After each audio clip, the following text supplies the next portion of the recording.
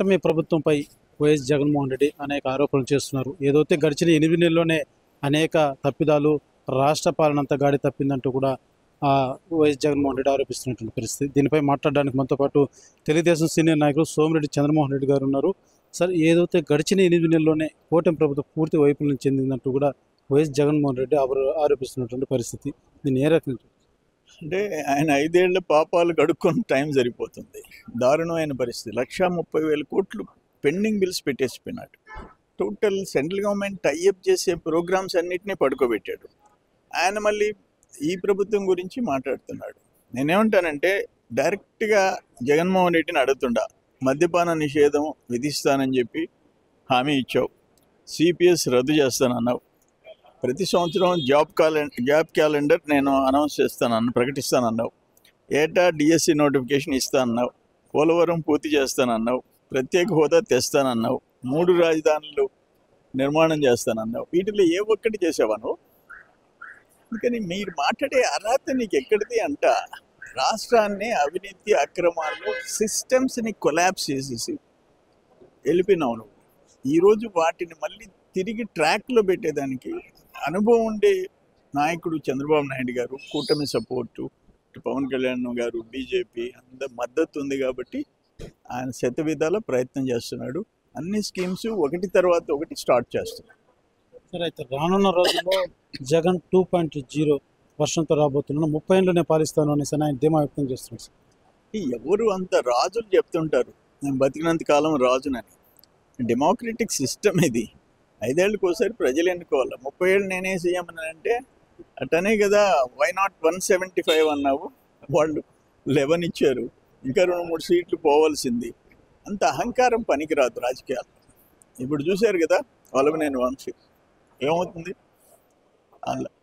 మొత్తం ఆ ముఠా చరిత్ర అంతా బయటకు వస్తుంది. అతన్ని కూడా సమర్థిస్తాను నిన్న మాట్లాడావు జగన్మోహన్ రెడ్డి. అంటే ఇంతకంటే బరితెగింపు ఇంకోటి లేదు.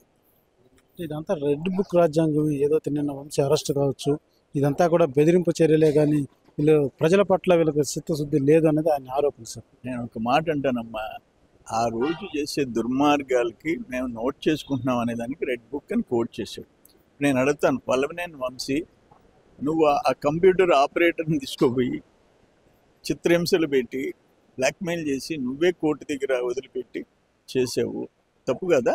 దాన్ని అరెస్ట్ చేయలేవురా? ఒక ఎస్సీ కుర్రోడిని అంత దారుణంగా హింసించి ఇంట్లో కనపడకుండా తీసుకోపోయి ఇవన్నిటికీను ఏదో రెడ్ బుక్ అన్నామని చెప్పి చట్టవిరుద్ధంగా ఎవరి మీద చర్యలు తీసుకోవటంలే. చట్ట ప్రకారం సిస్టమ్. ఇప్పుడు వంశీ మీద కక్షతో అరెస్ట్ చేసే పైన 9 నెలలు ఎందుకు వదిలిపెట్టాలా? బయట తిరుగుతాడు, కరెక్ట్ కాదు. ఏదైతే వాళ్ళు ఘోరంగా తప్పులు చేసినారో వాటి మీద మాత్రమే చర్యలు తీసుకోబడుద్ది, కానీ రెడ్ బుక్ అని చెప్పేసి ఎవరినంటే వాళ్ళ మీద కక్ష సాధింపులు అనేది ఉండదు. రాష్ట్ర బడ్జెట్ ఇప్పుడు లేదు అని చెప్పడం ఇది చాలా హేమైన చర్య. మేము ఉన్నప్పుడు ప్రతిరోజు కూడా నిత్యం బటన్లోకి ప్రజలకు అనేక సంక్షేమ పథకాలు ఇచ్చామన్నది ఆయన ఆరోపణ. అది సంగతి వదిలేసిండి. ఇప్పుడు నేను చెప్పిన ఏ స్కీమ్ ఒక మాట అడుగుతాను, ఎస్సీ సప్లాన్ లాపినోడివి నువ్వు. ఎస్సీ సప్లాన్ ఒక డ్రిప్ సెంట్రల్ గవర్నమెంట్ కేంద్ర ప్రభుత్వం 60-70% ఇచ్చే మ్యాచింగ్ గ్రాంట్ స్కీమ్స్ కూడా నువ్వు ఆపేసేసావు. ఆ 30% స్టేట్ గవర్నమెంట్ కంట్రిబ్యూషన్ చేయలేక మొత్తం కోట్లాది మంది ప్రజలకు అన్యాయం చేసావు. నువ్వేంది మాట్లాడేదేనని? నీకు ఒక పరిపాలన, ఒక వ్యవస్థలు, వాటికి ఒక విలువ, ఒక నీటిపారుదల శాఖ, ఒక వ్యవసాయ శాఖ అన్నిటిని మోతేసినోడే నువ్వు. నీకు మాట్లాడే అర్హత లేదు. అయితే వైఎస్ జగన్మోహన్ రెడ్డి ఈ ఆరోపణలన్నీ కూడా అది కేవలం ఆయన ఏదో రాజకీయంగా మాట్లాడే తప్ప గతంలో ఆయన ఏం చేశాడో ఒకసారి ఆత్మ పరిశీలన చేసుకోవాలి.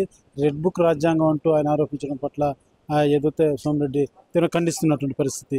రెడ్ బుక్లో నువ్వు చేసిన కార్యాలు ఏంటో ఒకసారి వంశీ చేసినటువంటి కార్యాలు ఏది, ఆయన ఎటువంటి అధికారాన్ని అడ్డం పెట్టుకొని ఎటువంటి కార్యక్రమాల్లో పాల్గొన్నాడో కూడా వైఎస్ జగన్మోహన్ రెడ్డి తెలుసుకుంటే బాగుంటుందంటూ కూడా సోమిరెడ్డి తెలియజేస్తున్నటువంటి పరిస్థితి. కెమెరా పర్సన్ కోటితో సురేష్, RTV, తిరుపతి. మరిన్ని వీడియోస్ కోసం ఛానల్ ని సబ్స్క్రైబ్ చేయండి. లేటెస్ట్ అప్డేట్స్ కోసం వాట్సాప్ ఛానల్ ని ఫాలో అవ్వండి. ఆ లింక్ డిస్క్రిప్షన్ లో ఉంది.